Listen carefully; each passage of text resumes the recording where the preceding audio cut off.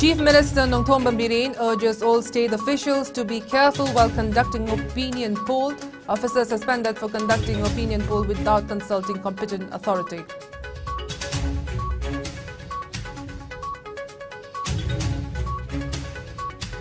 th Manipur Cherry Blossom Cum Flower Festival begins at picturesque Mao Gate and the Senapati district as part of Manipur Sangai Festival 2022.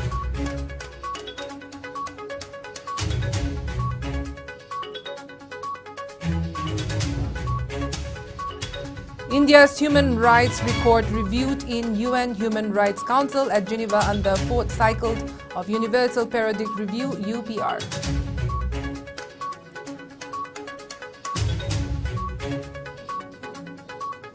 And Assam-Meghalaya border violence leads to for that bar on vehicle movement to Meghalaya.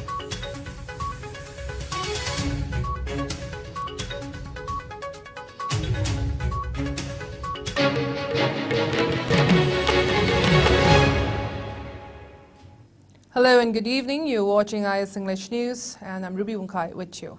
Now before we begin, IS News would like to remind our viewers to practice physical distancing, hand hygiene, wear masks, protect yourself and get vaccinated to ward off COVID-19. Now the news in detail. Chief Minister Nongthom Bambirin has urged all the officials of the state government to be careful while conducting opinion poll. The Chief Minister referred to the opinion poll initiated by the Directorate of Economics and Statistics regarding a sensitive matter a few days earlier and said that the governor had cancelled the notice issued by the Directorate of Economics and Statistics regarding an opinion poll conducted recently by the Directorate, which was published in a local daily newspaper and is issued dated November 20 with immediate effect. He said the same was done after it was learned that the poll was circulated without consulting the competent authority. The Chief Minister added that the state government has cancelled the opinion poll and the Deputy Director of the Directorate of Economics and Statistics, Rajkumar Dhirensana, has been placed under suspension. He reiterated his appeal to all the officials of the state government to be careful while dealing with sensitive matters of the state. It may be recalled that the Scheduled Tribe Demand Committee, Manipur STDM, yesterday criticized the move of the Directorate of Economics and Statistics to conduct opinion poll on the pressing demand of enlisting the Meitei in the ST category and urged upon the Manipur government to withdraw the move.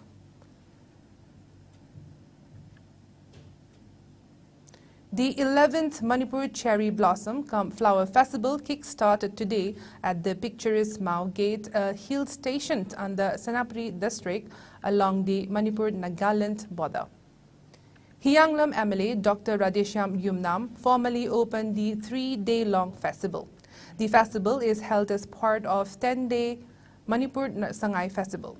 The festival includes camping, local food stalls, flower and vegetable stalls, cherry tree lightings, competitions and exhibitions, etc. Karong MLA J. Kumusha and Journal Director Senapati District Dr. N. Munish and Commissioner of ICCR Northeast Ministry of External Affairs Senapati District Mahesh Chowdhury shared the dais on the occasion. It may be worth mentioning that the first Manipuri Cherry Blossom Festival was held under the aegis of Mao Flower Grower Association and Institute of Bioresources and Sustainable Development, a central institute in Manipur at Kayinu Village, Mao Gate on November 26, 2017. It's wonderful. I've been trying to come here for 2 years, but either COVID or we were not there, and I came back from leave early so that I could attend this festival today. I saw the dances, I saw the program, I saw the flowers, we saw the cherry blossom lane. That's what it's all about. And now I'm going to go and try the food. I feel this is something we need to promote more because we've been killing our environment, and it's so nice to see people, everybody come together and celebrate harvest. The second day of the ongoing Manipur Sangai Festival is now witnessing a wide range of events, including traditional song and dance performances by cultural troupes from various states. The 10-day-long festival, celebrated as Festival of Oneness, is being held at 13 venues across 6 districts of the state till November 30. On the second day today, the Women's Society for Cultural Heritage will perform the Labao dance. It will also witness performances by Simte tribe, artist troupe of Assam, Huyen Lalong, Manipur, Thangta Cultural Association, the Bishnu Art and Cultural Research and Training Center at main venue event at Moirang Kuno. While at Hapta Kangjebung, Jinglen and Party will perform a storytelling session. Anoy Sindant Sanglen will showcase Pena Seisak, and Mamata's Manipuri Dance and Music Center will perform Meitei song performance. At Bhagyachandra Open Air Theatre, Anal and Tangkul will present traditional song performances. At Ibudo Marjing, Amik will present song performances. Tarao Tribe will showcase dance. K Tomba Kom, Cultural Troupe, Koirenthek Apunba Cultural Training Association, Indigenous Manipuri Martial Arts Academy, Sangay by Northeastern Theatre Academy and Youth Cultural Center will also present various acts. Meanwhile, the Men's International Polo Tournament is also underway at Imphal Polo Ground. And at Mao, Senapati Cherry Blossom Flower Show kicked off today. The tourism extravaganza was inaugurated by Union Tourism Minister G. Kishan Reddy on Monday at the Sangay Ethnic Park, Moirang Kuno in Bishnupur district yesterday. The dignitaries also released 2 coffee table books, Manipur Sangay Festival 2022 and Manipur Today special edition on Sangay Festival on the occasion. India's human rights record was reviewed in the UN Human Rights Council on November 10, 2022 at Geneva under the 4th cycle of the Universal Periodic Review UPR. In this regard, a press meet was held at the Office of Human Rights Alert located at Kwaketil Thiam Lekai, Imphal West today. During the review, 130 member states made 339 recommendations highlighting some of the most urgent human rights concerns in the country, including the protection of minority communities and vulnerable groups, tackling gender-based violence, upholding civil society freedoms, protecting human rights defenders, and ending torture in custody. From the side of the Civil Society of the Northeast, Bablu Loitongbam of Human Rights Alert, Kuraijam Athoba of the International Peace and Social Advancement IPSA, and C. Lare Rota of the Zo Indigenous Forum participated in the review. Huzik Indiana signed the ILO Convention 107 107 the indigenous people things mainstream the pusal ohibane. Aduga 1989 gi ILO Convention 169 the high city indigenous people say mainstream the purakado natte indigenous people ga state ka se equal partnership amada punna zawkhat minna ba partnership amada develop to minagadawni haiba concept.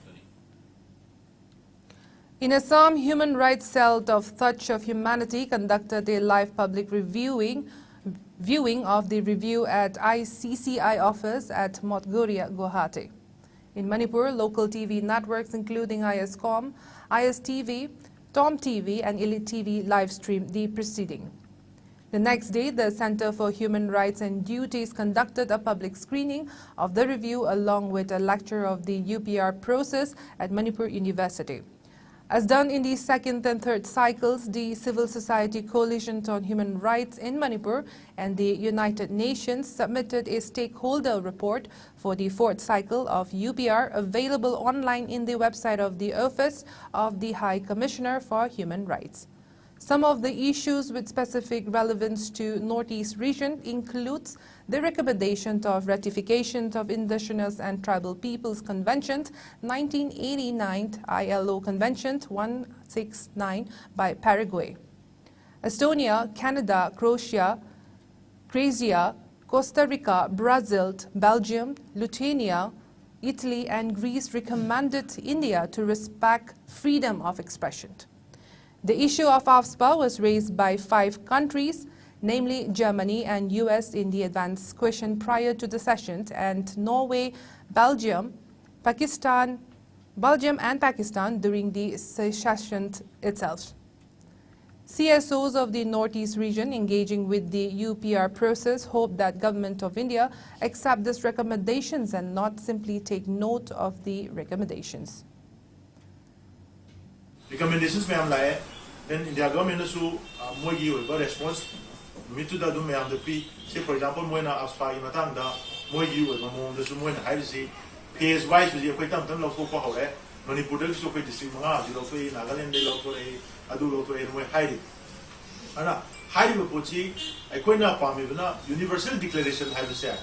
Lepa Kudimona, Madu achieved on Nanaba, Madu Pandam Kamaga.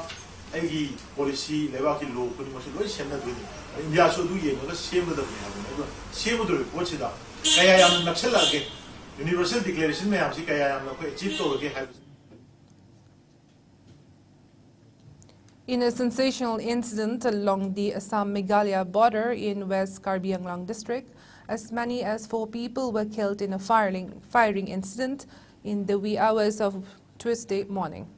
The 4 killed in the firing incident includes a forest guard from Assam, as per a media report.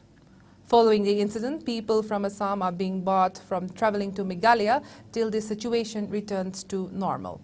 Police personnel are stopping all vehicles headed for Meghalaya at Jorabad. As per information received, Assam Forest Department maintaining visual intercepted a truck at Moikrang of West Karbi Anglong district about 3 a.m. which was transporting illegal timber.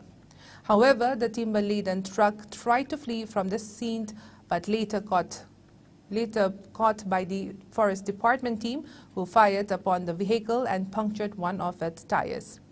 3 people were apprehended while some other managed to escape. The arrested trio were brought to Girkiding. On receiving inputs, a police team arrived at the location to bring the timber-laden truck at about 5 a.m. in the morning. Just then, a huge number of people from the Meghalaya side armed with sharp weapons garroted the police and forest department officials at the spot. Meanwhile, the area continued to remain tense and the police team has already started its investigation.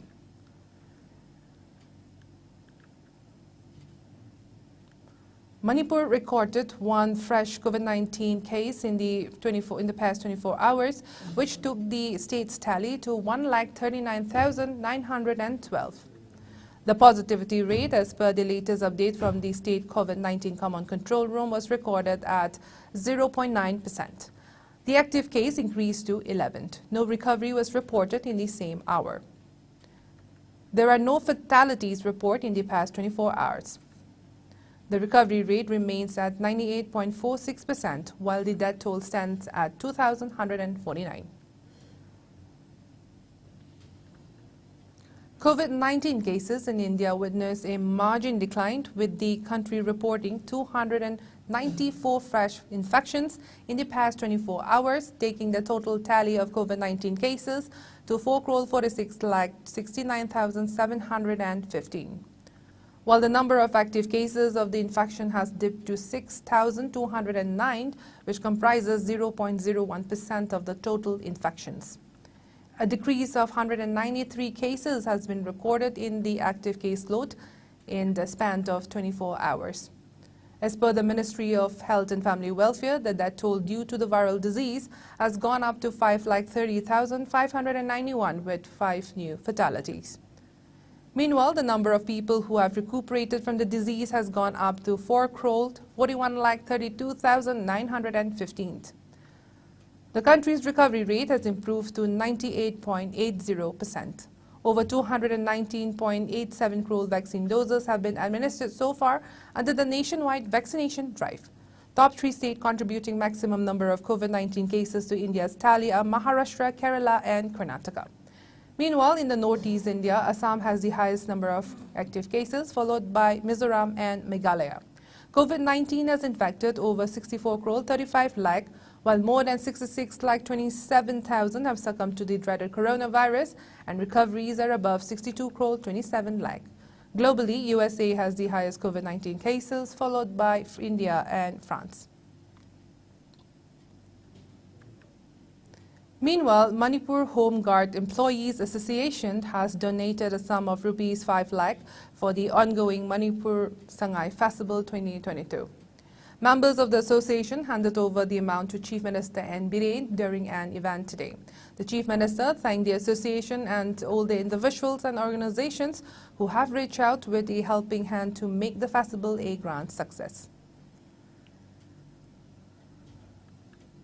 The Spear Corps Red Shield Division of the Indian Army organized a 2-day mega event, Purvator Swabhimant Utsav, in WUNGKHAI on November 20 to 21.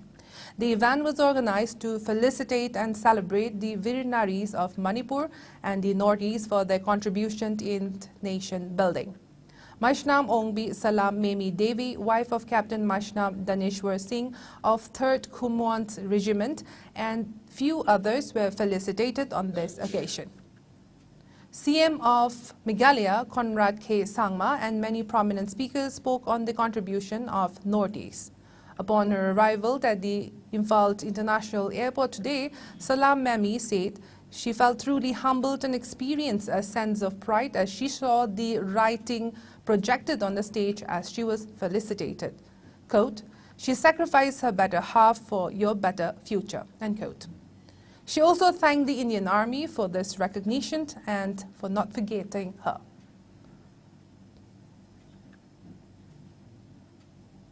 Noni Battalion of Assam Rifle, under the aegis of Headquarter 22 Sector, Assam Rifle and Inspector General of Assam Rifle East, held interactions with ex-servicemen of El Kuno village in Kopum Valley, Noni district today. Keeping in view of the problems faced by ex-servicemen who are staying in remote villages, a meeting was organized by Noni Battalion of Assam Rifles. The aim of the interaction was to facilitate speedy redressal of grievances of ex-servicemen and dissemination of information regarding various welfare schemes and policies as promulgated by higher headquarters and central government. Further, they were also appraised about the important role played by them towards nation building through their valuable experience. Progress on various grievances were explained to ex-servicemen, and at the end, they were asked about their problems and they were assured for every possible assistance, Assam Rifle said in a release. Prime Minister Narendra Modi today distributed over 71,000 appointment letters to newly inducted recruits through video conferencing at 75 locations across the country. Prime Minister also launched the Karmayogi Praramph module.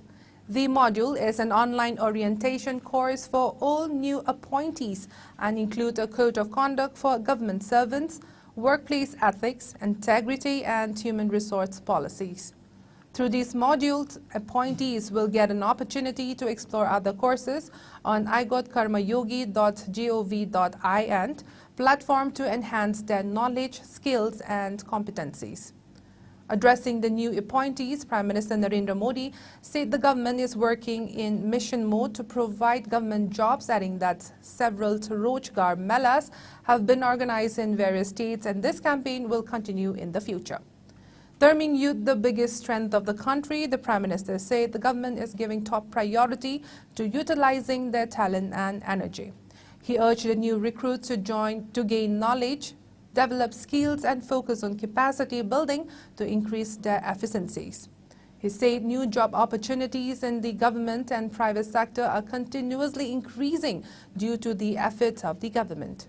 Speaking on the occasion, Minister of State for Personal, Public Grievances and Pensions, Dr. Jitendra Singh said this government has given priorities to those sections of the society which were neglected by the past governments and asserted that it was committed by Prime Minister Narendra Modi that 10 lakh personnels will be recruited.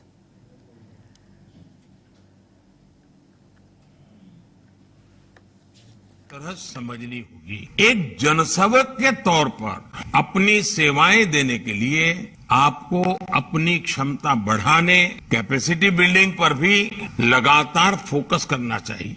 आज सरकार का प्रयास technology की मदद से हर सरकारी कर्मचारी को बेहतर ट्रेनिंग की सुविधा देने का है। हाल ही में जो कर्मयोगी भारत टेक्नोलॉजी प्लेटफॉर्म लॉन्च हुआ है उसमें कई तरह के ऑनलाइन कोर्सेज उपलब्ध हैं। आज ही आप जैसे नए सरकारी कर्मचारियों के लिए एक विशेष कोर्स की शुरुआत भी की जा रही है। इसको नाम दिया गया है कर्मयोगी प्रारंभ। आप कर्मयोगी भारत प्लेटफॉर्म पर उपलब्ध ऑनलाइन कोर्सेज का जरूर ज्यादा फायदा उठाएंगे ही। इससे आपकी स्किल भी अपग्रेड होगी और भविष्य में आपको अपने कैरियर में भी काफी लाभ। साथियों, आज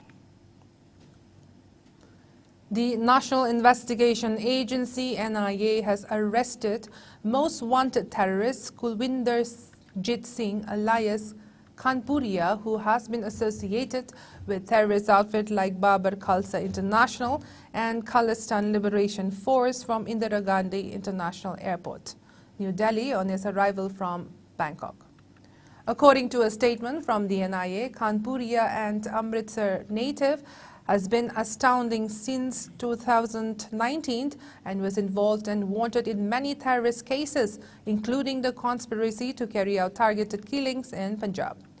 He was also involved in bomb blast case in Connaught Place, New Delhi, and grenade attacks in other states in the 90s. Investigations have revealed that Kulwinder Jit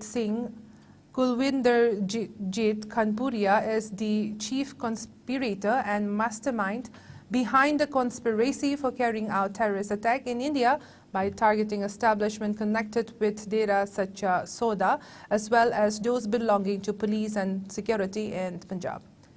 The NIA said Kanpuria, along with his handlers and associates based in India and abroad in different Southeast Asian countries, had planned and conspired to commit terrorist attacks in India. Kanpuria later managed to flee from India. He was declared a proclaimed offender by the NIA Special Court Punjab, following which a lookout circular was issued and a red corner notice was also issued by Interpol against him. The NIA had also declared a cash reward of ₹5 lakh for information leading to his arrest. In Gujarat, the poll campaigning picked up momentum with the star campaigner of the political parties crossing the state seeking votes. A total of 788 candidates are in the fray for the first phase of assembly polls, which will be held on December 1st, while 833 candidates will contest in the second phase, which will be held on December 5th. Counting of both phases will be held on 8th December. The ruling BJP kick-started an intensive election campaign for the second phase of the poll today. As part of the campaign, 27 senior party leaders, including Party President J.B. Nadda, Union Minister Amit Shah, Mansukh Mandavia, J. Ram Thakur, and Jajendra Singh Shekhawat are scheduled to address rallies at various places in the 73 Assembly constituency. BJP leaders will also conduct an outreach drive at booth level in all 93 assembly seats from today. Congress Party has also accelerated the poll campaign. Party leader Kanhaiya Kumar addressed a rally at Dariyapur in Ahmedabad today. On the other hand, Aam Aadmi Party Chief Minister Arvind Kejriwal will intensively campaign in the state today by addressing 3 rallies, 1 at Khambhalia and 2 in Surat. Now let's take a short commercial break. We'll be right back. Pujarakle. Mahindra Company amadi Holland country ki IZ Company ga punna tissue culture tawjaraga puthokpa alu chara asengba alu chara amana alu kg ama henba pothok leiraba alu chara pujarakle sahi tare chupna miyam ki seva tawduna laklaba machelba agro Mahindra tractor malum bazar da ngasi mangleng thokpiraklo adongi darkar oiba alu chara lobi horo Thabi horo.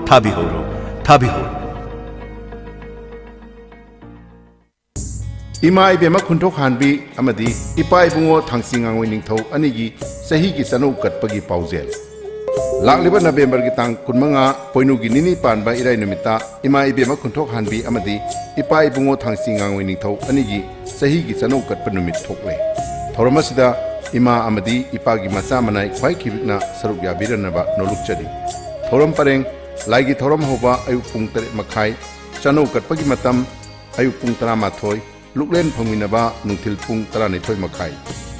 Pauzen Jaliba, Ima Ibema Kunto Hanbi, Togal Maruk, DM University Campus, Thangweban, Imphal. Welcome back. The Ministry of Civil Aviation of the Indian government has decided to lift off the mandate to fill up Air Suvida form for all international passengers.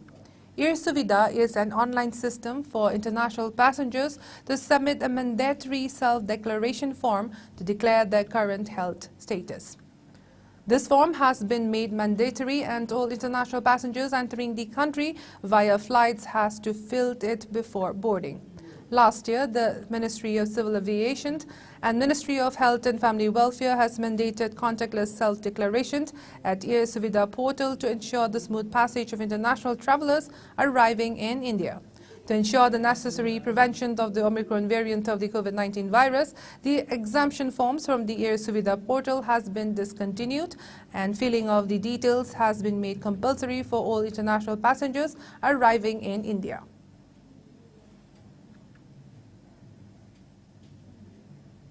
The 53rd International Film Festival of India, IFFI, currently underway in Goa, has made special arrangements for Divyangjans to enjoy the festival.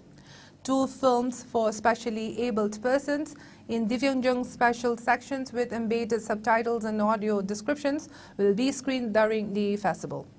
The films are Richard Attenborough's Oscar-winning film, Gandhi and the Storyteller, directed by Anant Narayan Mahadevan. Audio descriptions are specially created audio tracks that narrate the visual information in a film. The audience can listen to the same, and the content of the film is conveyed to the audience, which is otherwise not accessible. In this section, dedicated screenings for a specially abled audience will be organized keeping in mind their accessibility needs in terms of formats of film screening and venue infrastructure. Above these, the Film and Television Institute of India is conducting 2 free courses for specially abled persons, a basic course in smartphone filmmaking for people with autism and a basic course in acting for people in wheelchair with a aim of making the festival more inclusive and accessible for Divyangjan film enthusiasts. The infrastructure of the venue has also been revamped for the special needs of Divyangjan. The festival venue and other places where the films are being screened have been made barrier-free. Provision of ramps, handrails, Divyangjan-friendly tackled walkways, parking spaces, retrofitted toilets, and signboards in Braille have been made.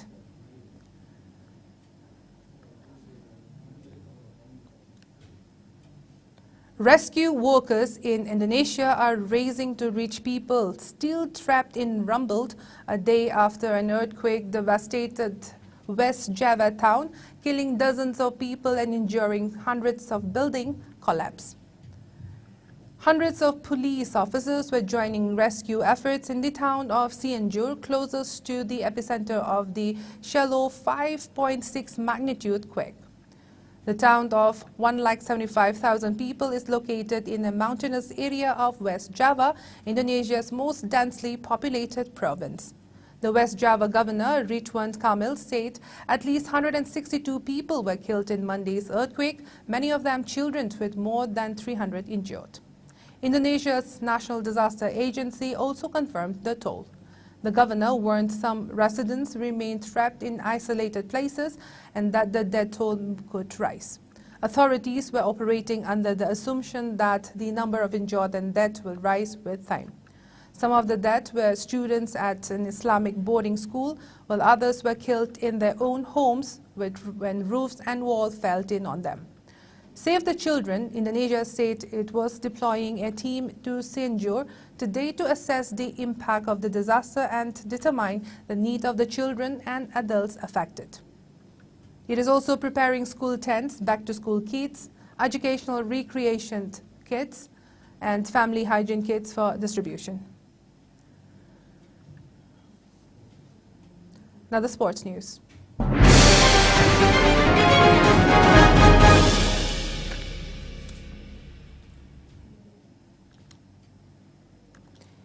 In the FIFA World Cup, Saudi Arabia beat Argentina 2-1 at Lusail Stadium Qatar, which will also host the final. Lionel Messi scored the lone goal for Argentina in one of the Qatar World Cup upsets in the third day of the tournament. It should be noted that Italy were on a similar unbeaten strike coming into last summer's Euros, which will be a boost to Scaloni's man. Many Argentina's fans took their seat, and as observed before, in larger number as Saudi fans.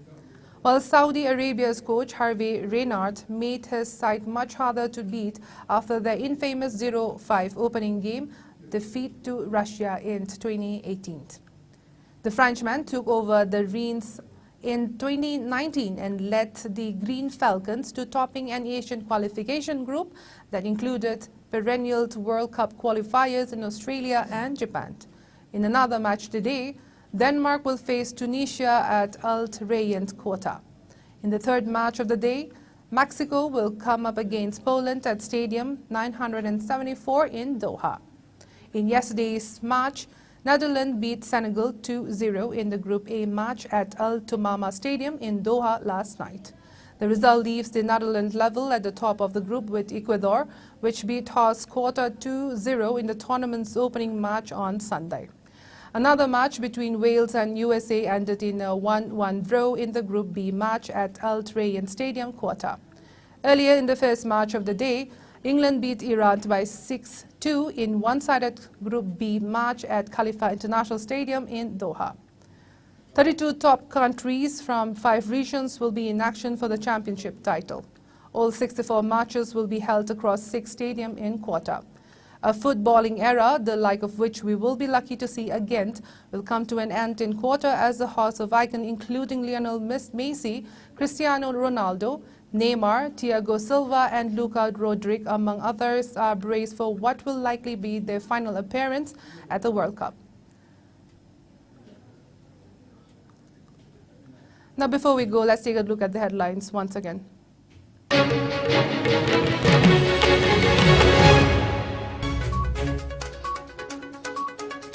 Chief Minister Nongthom Bamirain urges all state officials to be careful while conducting opinion poll.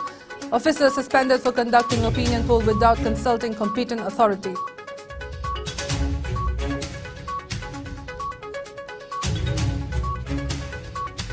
"11 Cherry Blossom Come Flower Festival begin at picturesque Mao Gate and the Senapati district as part of Manipur Sangai Festival 2022.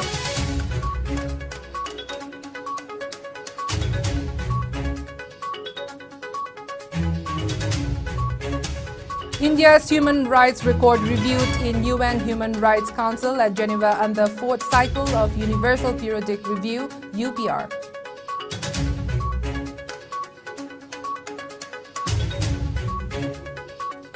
In Assam-Meghalaya border, violence leads to 4th death, bar on vehicle movement to Meghalaya.